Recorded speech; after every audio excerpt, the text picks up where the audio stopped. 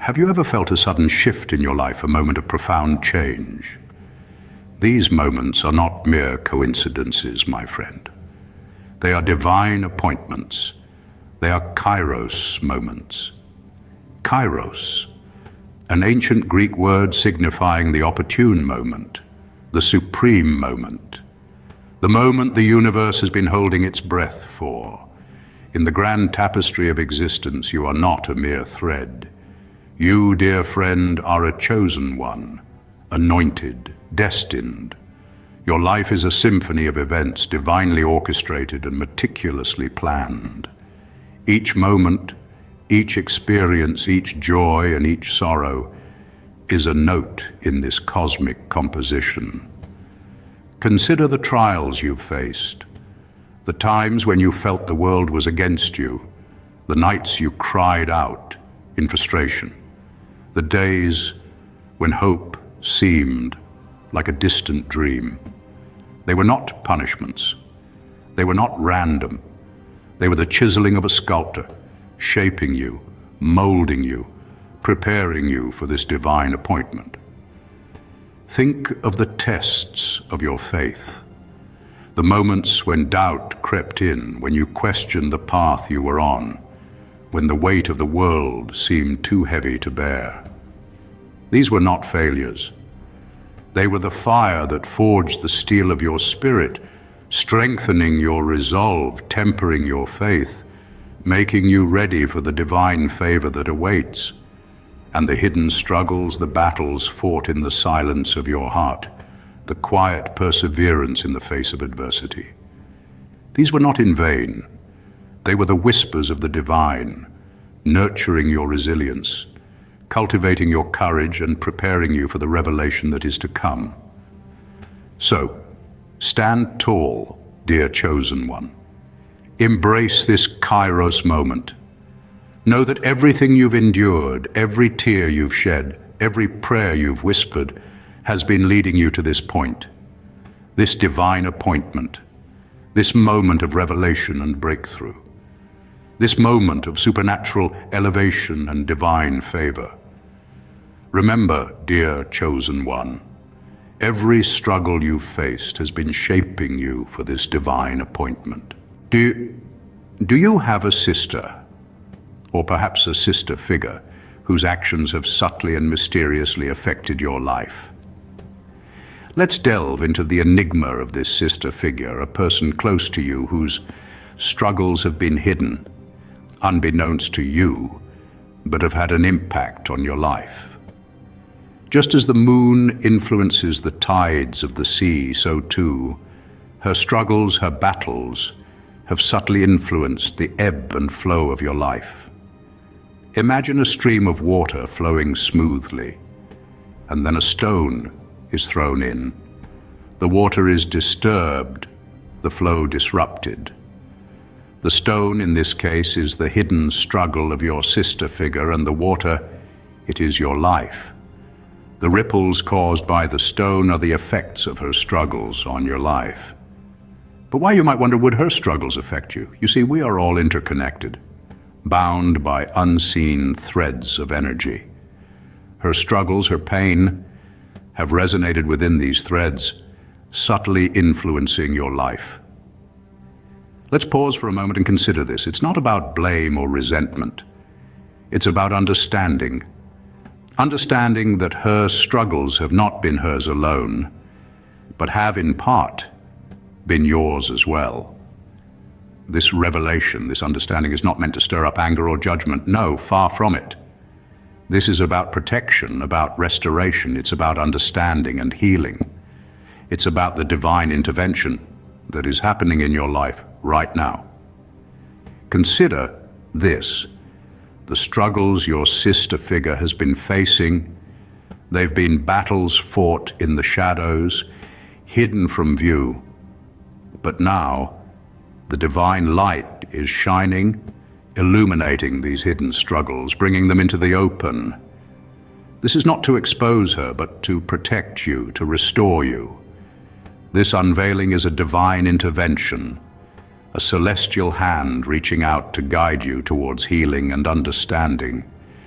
It's about bringing light to the darkness, about turning the tide of your life towards calm waters.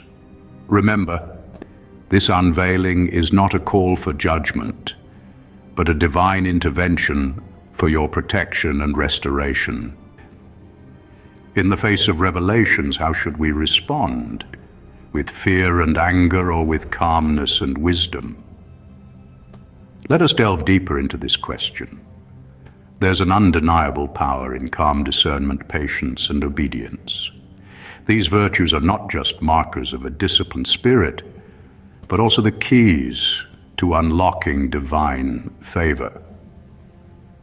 As we navigate through our spiritual journey, the road can often be riddled with surprises and revelations that can shake us to our core. But it is in these moments that we are called upon to exercise calm and wisdom.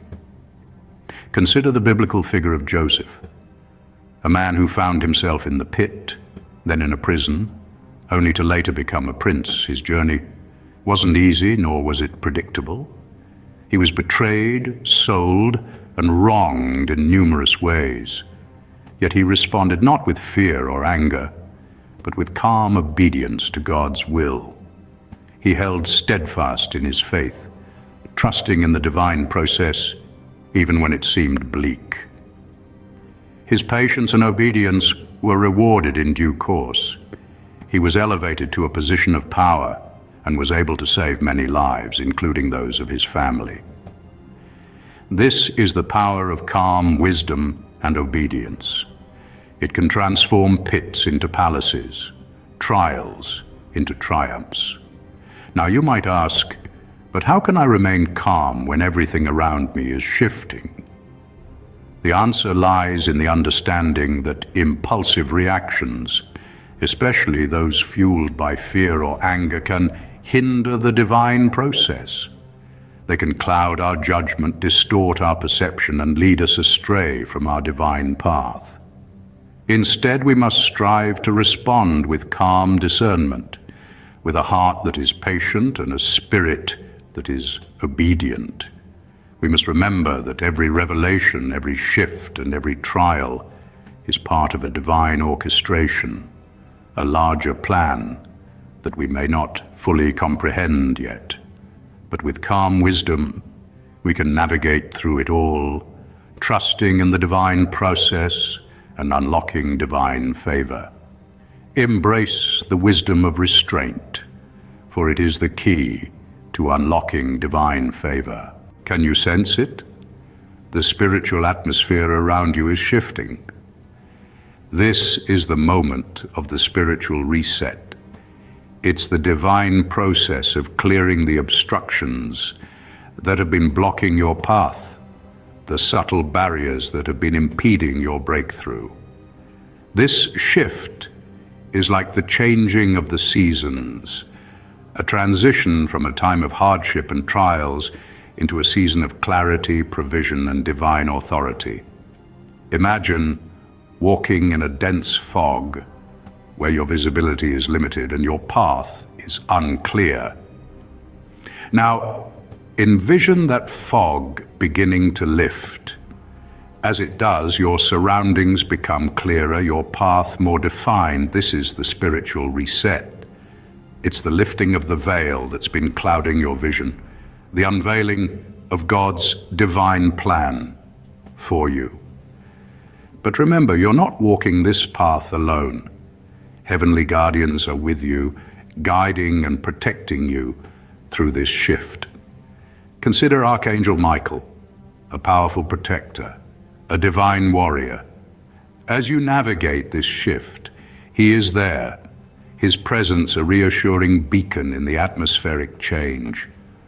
The spiritual reset is a divine orchestration, a symphony of spiritual elements working together for your good. It's the alignment of the celestial bodies, the harmonious song of the universe, resonating with your spirit, amplifying your faith, and empowering your breakthrough. This reset is not a passive process. It requires your active participation, your willingness to embrace the shift. Just as a sailor adjusts his sails to catch the changing winds, so too must you adjust your spiritual sails to catch the shifting spiritual winds. Through this reset, you're being equipped with divine clarity, provision, and authority. Clarity to see God's plan, provision for your needs, and authority to step into your divine purpose. Like a phoenix rising from the ashes, you are being reborn, rejuvenated, and empowered through this spiritual reset. As the spiritual veil lifts, you are stepping into a new season of clarity, provision, and authority. Remember, the divine process is at work. Trust it, embrace it, and prepare to soar on the wings of your breakthrough. Have you ever considered the impact of your obedience on future generations? Pause for a moment and ponder on this. The choices you make today, the path you tread, the obedience you exhibit, all these ripple out beyond the confines of your life, extending into the lives of those yet to come. This is the essence of a generational shift. Imagine a pebble thrown into a still pond. The moment it breaks the surface, ripples expand outward, touching every part of the water body. Similarly, your obedience is that pebble, and the pond is the tapestry of lives woven through time, your children, your grandchildren, and generations yet unborn. Your obedience initiates a ripple effect of blessings, favor, and spiritual inheritance. But this isn't just about obedience for obedience's sake. This is obedience born out of faith, trust, and a deep, unwavering connection with the divine. It's a spiritual commitment that transcends the physical realm, creating a legacy that will echo through the ages. Your breakthrough, the divine favor you're stepping into, isn't merely for your benefit. It's far more grandiose. It's about setting the stage for a lineage of blessings, a dynasty of divine favor. This is your generational shift, a spiritual baton you're passing down the lineage. So, as you stand on the brink of this divine orchestration, remember, this isn't just your moment. It's a moment for every generation that comes after you. It's a moment of change, a shift from what was to what will be. It's the dawn of a new era, an era that you, through your obedience, are initiating. This is your spiritual inheritance, your legacy of faith. This is the generational shift that you are part of, a shift that will echo through the ages, impacting lives beyond your own. Your obedience today is not just about you, it's about the legacy you are building for generations to come.